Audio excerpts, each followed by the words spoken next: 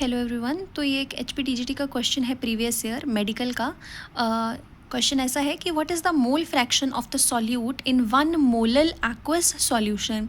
Question को देख के ऐसे लग रहा है क्वेश्चन में कुछ भी गिवन नहीं है, किस तरह से सॉल्व होगा।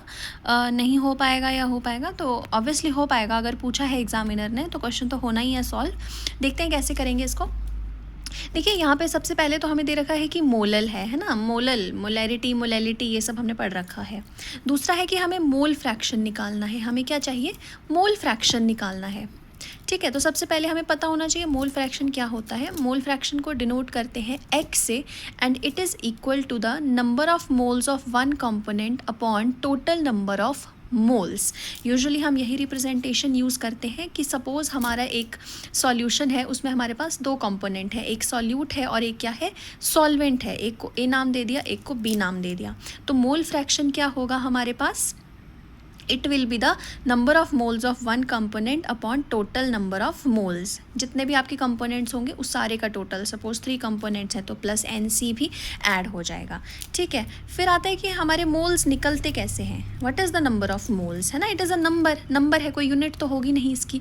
तो ये होता है गिवन मास, यानी कि जो यूजुअली हमें अगर क्वेश्चन सॉल्व करना होगा तो हम लेते हैं जो गिवन मास होता है, क्वेश्चन में जो मास दे रखा होता है, upon the molecular mass, upon the molecular mass. ठीक है, ये 2 चीज़ें हो गई। अब हमें NA चाहिए और NB चाहिए। अगर हम ये दोनों चीज़ें निकाल के ले आते हैं तो हमारे पास मोल फ्रैक्शन आ जाएगा। ठीक है, तीसरी सबसे बड़ी बात ये है कि मोल फ्रैक्शन की कोई यूनिट नहीं होती है। It is a unitless entity. Why? Because moles की कोई यूनिट नहीं है तो ऑब्वियसली मोल फ्रैक्शन की भी नहीं होगी। अब हमारे पास अगला हिंट ये दे रखा है कि ये एक एक्वस सॉल्यूशन है। एक्वस सॉल्यूशन का मतलब है कि ये किस में डिज़ोल्व किया गया है? सॉल्यूट को वाटर में डिज़ोल्व किया गया है। ठीक है, तो अब हम शुरू करते हैं क्वेश्चन। सॉल्यूट को मान लेंगे A और इस वाटर को मान लेंगे हम B। ठीक है, तो सबसे पहले हमें क्या कैलकुलेट करना पड़ेगा? NA जो है वो हमें कैलकुलेट करना पड़ेगा। NA को किस तरह से कैलकुलेट करेंगे हम? अब देखिए कि हमारे पास क्या दे रखी है, मोलैलिटी दे रखी है। तो मोलैलिटी को यूज़ करेंगे। मोलैलिटी क्या होती है? Small m। It is equal to जो भी आपके नंबर ऑफ मोल्स होते हैं upon kg of solvent, per kg of solvent. ठीक है, या दूसरी इसकी रिप्रेजेंटेशन क्या होती है? गिवन मास।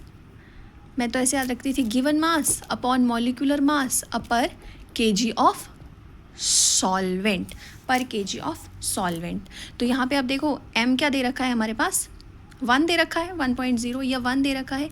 और ये क्या है? Given mass upon molecular mass. ये है हमारे पास number of moles, number of moles. तो इसको मान लो NA per kg of solvent, per kg of solvent, यानी कि यहाँ पे ये क्या है?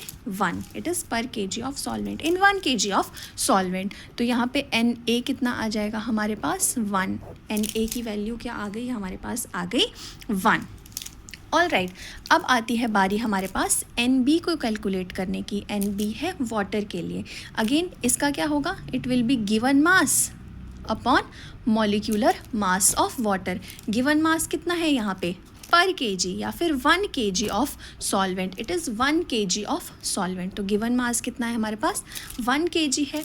मॉलिक्यूलर मास कितना होता है हमारे पास वाटर का? It is H2O, that is 2 + 16, that is 18 grams पर मोल। कितना होता है? 18 ग्राम्स पर मोल।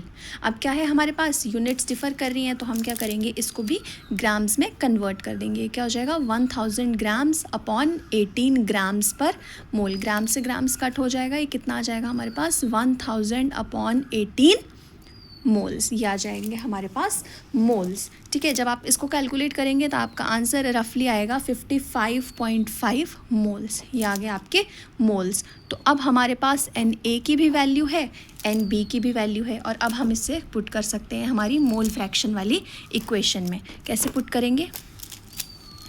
यहाँ पे कर लेते हैं। X will be equal to हमारा NA upon NB plus NA plus NB, या कुछ भी, NB plus NA, 1 and the same thing. तो यहाँ पे NA क्या है हमारे पास? 1, ठीक है, अपॉन एन ए क्या है दोबारा हमारे पास 1 प्लस एन बी हमने अभी निकाला दैट इज़ 55.5 यूनिट कोई होगी नहीं, इट विल बी 1/56.5। इसको जब आप कैलकुलेट करेंगे तो आपका आंसर आएगा रफली 0.0177। So this is the number of moles. तो इस तरह से जो है हम ब्रेक डाउन करेंगे पार्ट्स में। कुछ ना कुछ हिंट क्वेश्चन में दिया होता है। हिंट क्या दिया था, एक्वस सॉल्यूशन उसने बोल रखा था, यानी सॉल्वेंट क्या था, वाटर था हमारे पास, और मोलैलिटी क्या थी, 1 थी। 1 मोलैलिटी होने का मतलब है कि 1 kg ऑफ सॉल्वेंट में जो है हमने उसे डिज़ोल्व किया होगा। 1 का मतलब ही है इन 1 kg ऑफ सॉल्वेंट।